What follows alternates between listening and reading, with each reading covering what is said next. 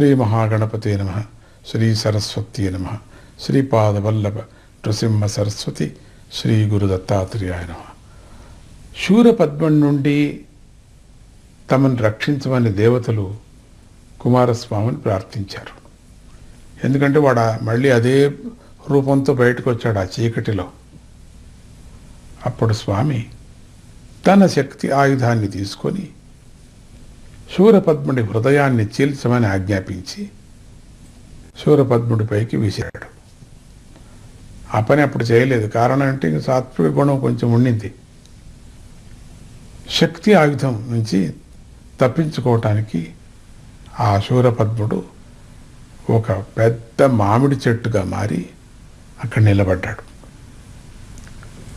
శక్తి ఆయుధం దూసుకువచ్చి సరిగ్గా మామిడి చెట్టు యొక్క మధ్య భాగాన్ని కొట్టుకొని దాన్ని 2 భాగాలుగా చేసి తిరిగి కుమారస్వామిని చేరింది.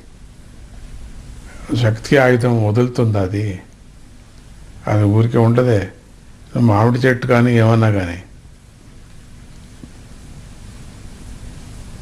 శివ వరాన్ని పొందినటువంటి శూరపద్ముడు అక్కడికి చావలేదు. ఎందుకంటే ఈ పూర్వం కథ చూసినప్పుడు శూరపద్ముడికి శివుడి యొక్క వరం దండిగా ఉంది. చెట్టు రూపంలో ఉన్నటువంటి వాడి 2 భాగాల నుండి నెమిలి కోడి పుట్టుకొని వచ్చి దేవతలపైకి ఎగిరాయి. నెమిలి మరి కోడి విజయోత్సవాన్ని జరుపుకుంటున్నటువంటి దేవతలు ఈ కోడిని నెమిలిని చూసి కంగారు పడి స్వామి యొక్క పాదాలను ఆశ్రయించారు.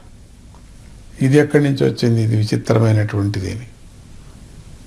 అప్పుడు కుమారస్వామికి జాలి కలిగింది. వెంటనే శూరపద్మ, నీ కోపాన్ని నా పాదాలలో ఉంచేయి అని గట్టిగా ఘోషించాడు.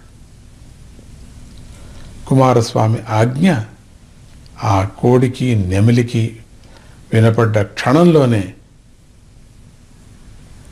వాడి యొక్క కోపమంతా ఎగిరిపోయి సాత్విక పక్షుల్లా ఎగురుకుంటూ వచ్చి కుమారస్వామి పాదాల దగ్గర వాలాయి. ఆ పక్షులను చూసి కుమారస్వామికి వాటిపై ప్రేమ పుట్టింది. నెమిలిని తన వాహనంగాను, కోడిని తన ధ్వజంగాను ఉండమని అనుగ్రహించాడు. తన యొక్క వాహనంలో నెమిలి రూపంతో, అక్కడ కోడిని ధ్వజ రూపంలో తాను అనుగ్రహించాడు.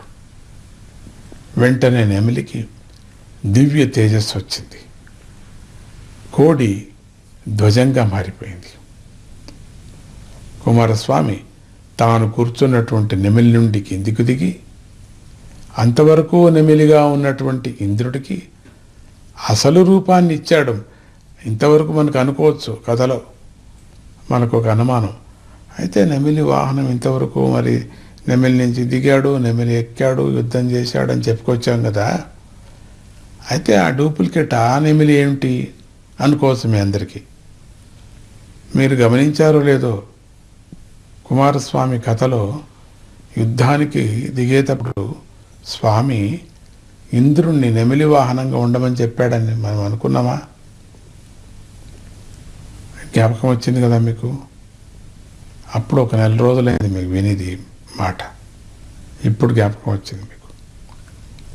అది ఆ నెమిలి ఇంద్రరూపం కదా. ఇంద్రరూపం మొదట ఉండినటువంటి రూపాన్ని స్వీకరించిన తర్వాత ఇక్కడ శూరపద్ముడి యొక్క మాయారూపంతో వాడి యొక్క మాయా బంధముక్తమైన తర్వాత సాత్వికమైన పక్షి మయూరుడు, మయూర పక్షి అయిన తర్వాత దాని మీద కూర్చుంటున్నాడు. ఇప్పుడు అసలైనటువంటి నెమిలి వాహనం. ఆయనకి ఏ దేవతలైనా కూడా నెమిలి వాహనంగా ఉండేవారు. అందుకని ఇంద్రుడు ఒకరోజు ఆ వాహనంగా ఉండాడు. ఓం సుబ్రహ్మణ్యాయ నమః.